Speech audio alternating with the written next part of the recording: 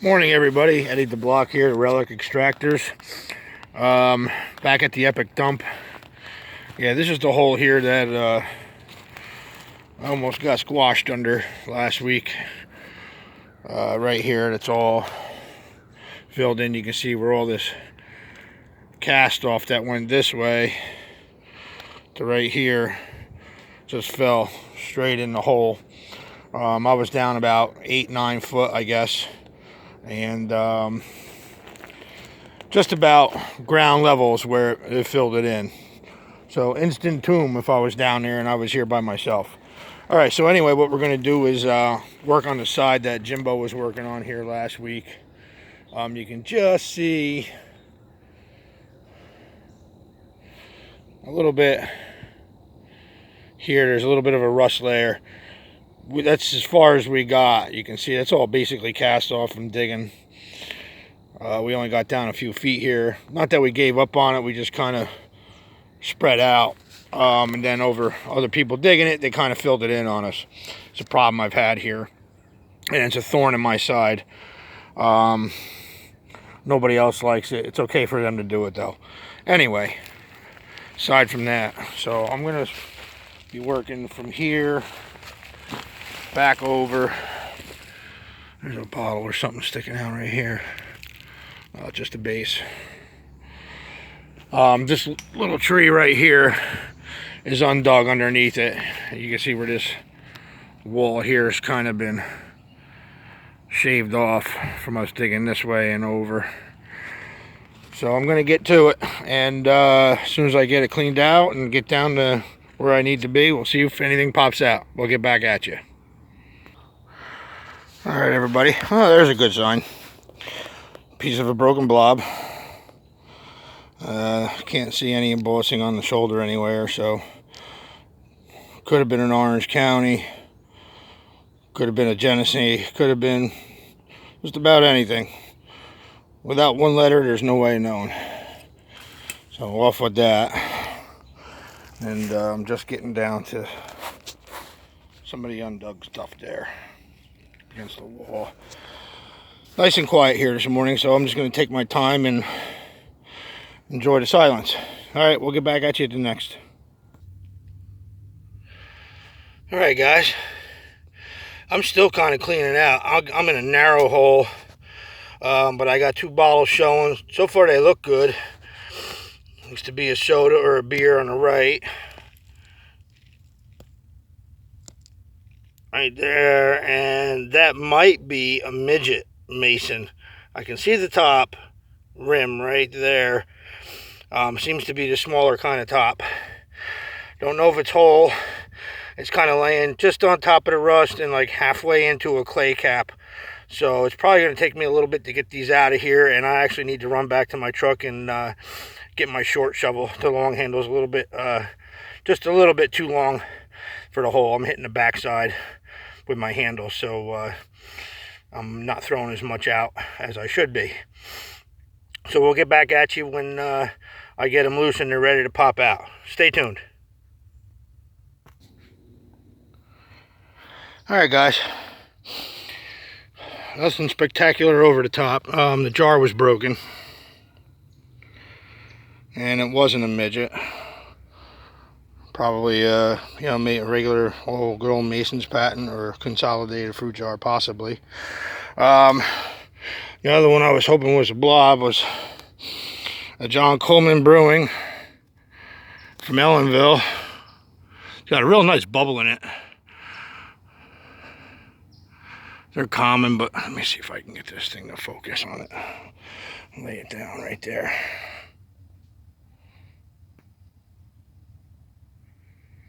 It's got a real nice bubble right there in the slug plate. Always nice color on these. Like I said, they're relatively common. I do sell them occasionally. Always strong embossing too. I haven't seen any that are kind of weak in the embossing at all. The amber ones are a little bit harder to come by, but depending on how the day goes, we'll see if I keep it or not. So I'm just going to put that over here for now. And just a slick med or chemical here. Like I said, I get about 10 of these up together, and I'll sell them in a lot to that lady out in Arizona. I do have, let me see if I can get down in here.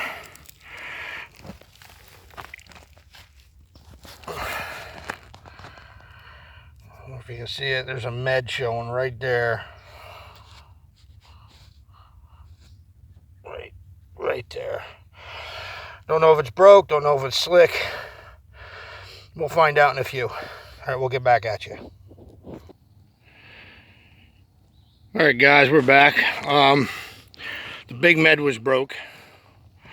And then that white, I'm assuming it's like a large shaker kind of thing. Top's broken off. And then that Sloan's liniment rolled out right behind it. And as I was cleaning it out a little bit, back up behind all that was this whiskey. Nothing real fancy. Tool top, blown and mold. Can't remember what it stands for, but it's got the WW on the bottom. I can't remember the maker for that. But they're common. I was hoping for something a little bit nicer, but well, at least the glass is coming out. So I'm kind of getting like a little tiny cavern going in there. So I'm gonna have to break this down up here a little bit and widen it up and kind of go back in towards where I was working the other day. Open this up a little bit, and then I'm going to work back over towards the right here, and we'll see what we get. All right, we'll get back at you if anything exciting comes out. Whew. All right, guys, starting to get a little humid. Widen out a little bit more, shaved it off a little bit, and then I was working a little bit over here to the left and pulled this huge strap side hinge mold. Fortunately, it's slick and it's got a big crack in it. I don't think I would have kept it anyway. It's a little bit too big for what I try to resell, but would have been nice if it had some embossing on it. So we'll throw that one up there. Yeah, it just broke just like that. And I got two more in the hole here. It looks like just a regular early screw top jar, and it looks to be like a soda, maybe another beer. So we'll find out in a couple of minutes. It seems to be just below that little, like it's just like a 4-inch clay cap there, and then it hits the rust. So that's where everything seems to be, you know, concentrated. I mean, for the small area that I'm working in here, I mean, the bottles are popping out. So hopefully, you know, it works in my favor as I go on today. All right, we'll get back at you in a minute. All right, guys. Nice chunk of stoneware. Looks to be a hand painted 3. A cobalt brushwork. I'm down about maybe 6-7 foot at where I'm at right now, towards the bottom here. Seems to be a little bit more past it. I don't know how much more, because on the other side I was only at about maybe 8-9 foot. So I'm hoping there's a little bit more here for me to get into. I do have to work my way over this way though. It's a little bit too narrow for me to keep messing around in that tight spot. So I'm going to try and widen it out this way and then shave it off and go down and see what we come up with. And the junk pile continues. Those other ones were just a couple catch-ups. There's a piece of a lantern there to turn the wick up and down, and a couple slicks, some cow bones, the usual. So we'll get back at you if something good really comes out. All right, thanks. I'll get back to you in a bit. All right, 5 more minutes into it, just shaving along, and pop this HOSTETTER beer out from Columbus, Ohio. I don't have this variant with the AB company on it. Good strong embossing. Doesn't seem to have any damage. Pre-prohibition, probably around 1910, 1915. Early machine made. Seam does go right up through the top there. Looks like to be maybe just a little tiny nick right there. I'm probably going to keep this one. Like I said, I don't have this variant, even though they are pretty common. It'll clean up nice and look nice on the shelf with the other ones. So I'll put that right there with the keepers. And the junk pile still growing. Get back at you. A couple little trinkets came out. Nice little pipe bowl with a scallop pattern on the elbow, and probably ran up the stem a little bit. Always nice to find. Creepy little doll head. It was probably like one of the ones that had the torso with it.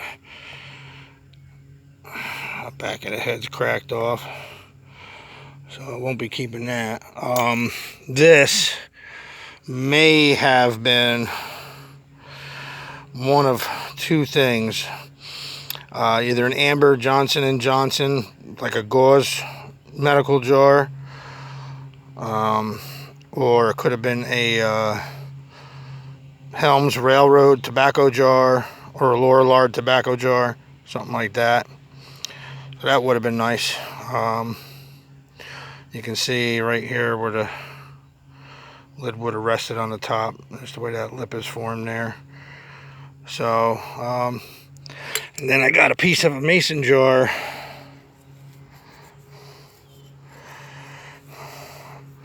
All I can see is something LT company.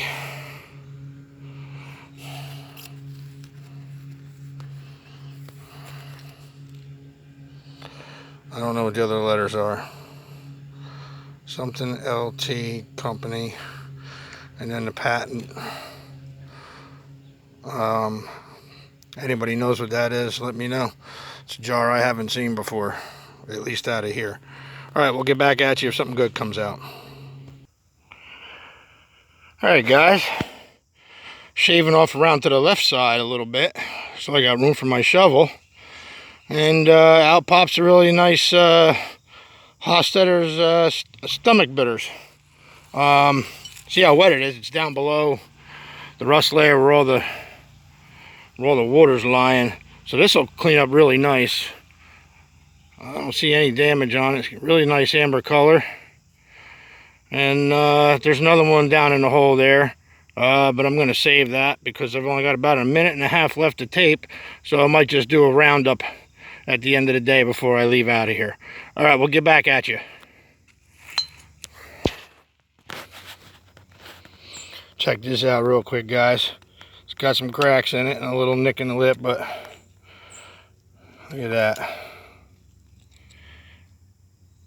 Nice cherry blossom or dogwood teacup. At least if it does break, I can put it back together relatively quickly. Just wanted to show you that real quick because I don't know if it's going to make it home. And I got an amber John Coleman's as well. I got about 1 minute left on this, so I'm going to pause it and see what I get before I'm done for the day. Alright guys, just to finish up the video here real quick. That's Sax Leonard's Bitter Quell. It's got a flake off the base, so I'm not going to take that. Father John's, I got a bunch of those. I'm going to leave that. Going to leave 2 of the Coleman's. I did manage to get an amber one too, so I'll take 1 amber and 1 that. Got a nice little, another nice doll head. Looks like a German Shepherd or a wolf head. Piece of a mason jar here I got to research because it says Detroit on it. I don't know what jar that is.